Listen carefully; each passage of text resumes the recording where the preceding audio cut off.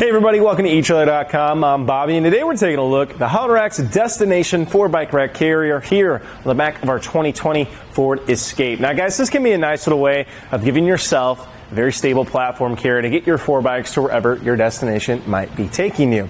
Now one little thing of this guy, it definitely looks a little busy, I'll give you that. It's not the cleanest looking bike rack out there. However, when you actually start really utilizing all the tie-down points, I think you guys are going to become a bigger fan, just like I have, as it does a very good job of holding onto your bike. So even if the carrier is moving a little bit, you know your bike's going to stay nice and stable on this guy, and it is pretty well priced for a bike or 4-bike rack carrier and still in that platform style. Now, we are in a platform style, however, we are still going to have a frame-mounted design here. So you're not going to be able to carry your carbon frame bikes on here, as you are going to have a frame contact right in the middle holding onto your bike, and therefore that can end up warping and deteriorating those carbon frames.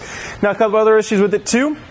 Not issues, I'd say, a couple things to look out for. Now, a lot of times when you have any women's bikes, step-through bikes, or kiddos bikes, you have a little bit of a hard time making their frame mount work. However, you guys can see right here, because of this unique frame mount design, we're going to have 360 degrees of revolution here on this center mass, and a lot of different varying height requirements. So it's going to be very, very versatile as well. Not going to be very limiting, which I do love to see. Now, it does have a 35-pound weight capacity per bike, which means we're going to have a decent time getting most of the bikes we need up on here, probably putting you in that standard and even into your mountain bike range for your bikes. So if you're looking for something a little heavier, probably gonna have to look at some of your more premium carriers. However, this is gonna be great for family just looking to start getting into biking, or if you just got a couple buddies you want to take out, not gonna be breaking the bank to do so as well. One thing I like about the carrier too, it is gonna have these nice little reflectors on the end. I like pointing those out because I don't think they're standard enough across the industry.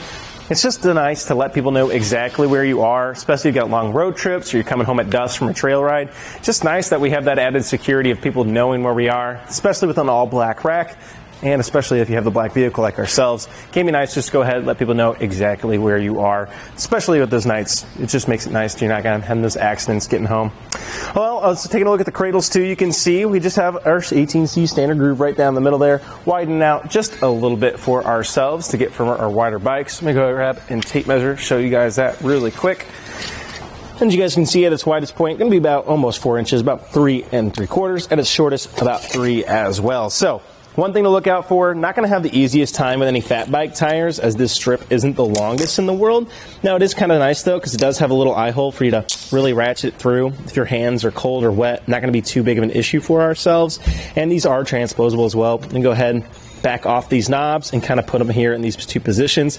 Just a nice little change if you have a shorter or longer bike. However, I haven't found too many instances where it's really, really that useful. Obviously, it's nice for your shorter bikes, but you can see your longer bikes are still going to be kind of kept to that same position. So not getting a lot of total use out of that, but nice if you have a smaller bike, maybe a kid's bike right here in the end.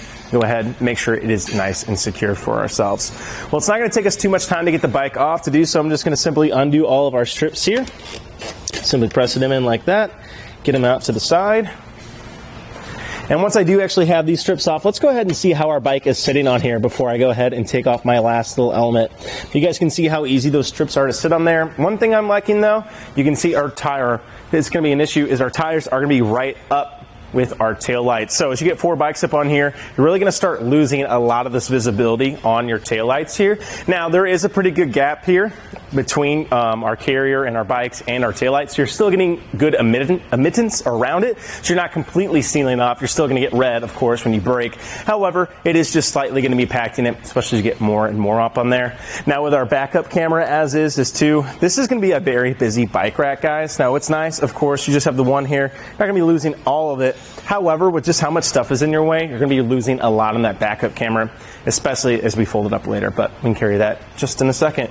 Well, to get the bike off though, we can come right back to our last point of contact, which is going to be right in the middle here. I like just supporting my bike and simply pressing in with my hand like so and getting my strip set out. Now we want to make sure we're not losing our bike here. We don't want it tilting into our vehicle, causing any kind of damage, or ourselves. But now that I have it undone, I can simply grab it and walk it off. Now, of course, the heavier your bike is, that's going to be just slightly a little harder. So make sure you are properly setting yourself as you get it loaded up in there. But loading it doesn't take too much time. We just simply set it across. And one thing that's nice about how long these trips are, you guys can see, easy to go ahead, tuck them under the side, and then you get your bike set, and then you start ratcheting them in. They're going to have a nice little rubber pad too on there. That just prevents any kind of damage to your wheel rim, of course, as it sits on there. Nothing too crazy, but every little bit really does help. We can actually fold down this center mast though, so we can actually access our cargo area. Now this is something you can't do with the bikes on it, of course, but still, say we're at the trailhead and we want to go ahead, we got our bikes off, and we still want quick, easy access to our cargo. We can do that by simply undoing that knob, getting that lever set out to the side, and bringing down our arms to the middle here. I like to go ahead and also just pop open this strip, get this strip set through.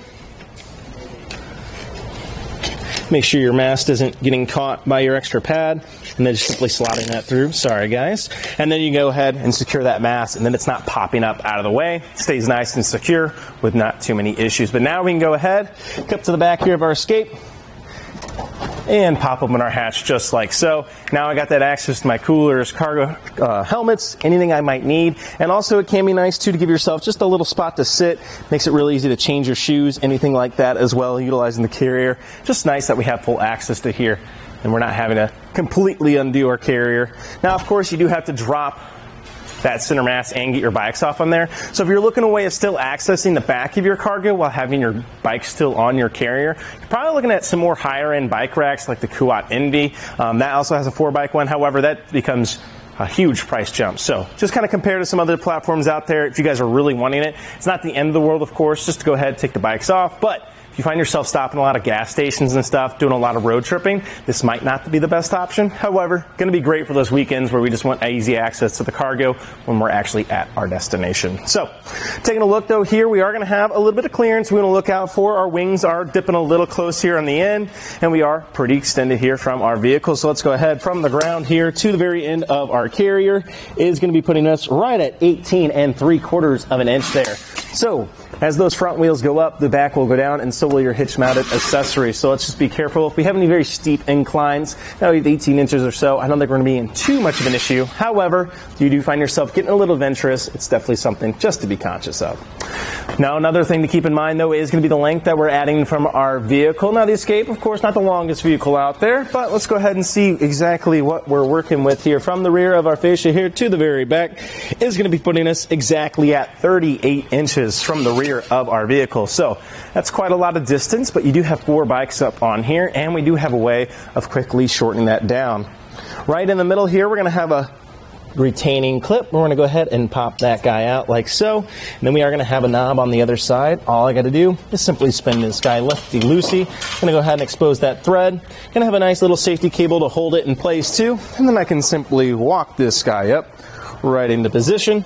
Now we're not going to go all the way. There actually is going to be a little fixed point. You just want to simply align that hole, re-add your bolt, and start tightening it down. One thing I like about it too, the hand knob on this guy is actually quite large. It's got a lot of good contacts. Sometimes with plastic knobs, you can know how much of a pain they are to kind of grab onto. This guy, definitely not hard at all. Takes no time to really cinch this down and get it nice and secure here for our carrier. And now, of course, that's going to shave down a lot of that length, and you can see how nice and secure on there we're going to be. So you might hear this just a little bit, but I don't really think so. I mean, it's pretty nice and secure with just simple road shake. I don't think it's going to be any different than you just driving, which is nice to see. And we're not worried about it making contact with our vehicle. And that's why I really like tightening that mast with that extra strip. You could see how this would want to just kind of sling out, hit the back of our vehicle. That way it won't be nice and secure for ourselves. So let's go ahead and see exactly how close we are here at our closest point. So it looks like our closest point is going to be right here at the bottom at 3.5 inches for our closest. And for the furthest extended from our vehicle is going to be putting us at 11.5 inches to the very back now. So that's going to be great. Now we can go ahead, pull this in the garage, or at least get ourselves a lot more maneuverability when we want to park this guy wherever we might be. Well, moving our way down the inside here, we can go ahead and look. We have our 2-inch shank here today, allowing us to utilize our 2-inch hitch receiver. And we also do have a threaded anti-rattle hitch bolt on here. Now, these guys are very standard across the industry, but you still love to see them. They're going to bring everything all in line to one system. As you guys are going to see as I give this guy a shake, it's going to go ahead and actually shake the entirety of the Escape. That means we're all in line with that one system, making for a nicer, smoother ride for ourselves, our bike rack, and especially our bikes, which is great to see. And you also are having a little locking core right there in the end to make sure that your hitch stays attached to your vehicle when you leave it unattended, which is excellent for ourselves. Well, the Destination, guys, offers you a lot of great advantages. You know, you're getting a 4-bike rack carrier without having to break the bank to do so, and it is very nice and stable. I will say it's very busy. It takes up a lot of room here, especially on the Escape. However, if you're looking for a way of getting that 4-bike rack carrier, it is going to be pretty hard to beat without having to break the bank to do so. So that's kind of where it sits. Got that perfect kind of middle ground for yourself. Now it is a little busy, as we said. I think once you guys start using it, you're really going to like how well of a job it does of securing your bike to your carrier. Well, guys, I think that about does it for our look here. The Hydrorax Destination 4-bike rack carrier here on our 2020 Ford Escape. I'm Bobby. Thank you for watching. Now we're going to go ahead and take it on our test course. First, we'll start with the slaloms. This is going to show the side-to-side action. It's kind of going to mimic the movements that you'll see whenever you're driving down the road normally.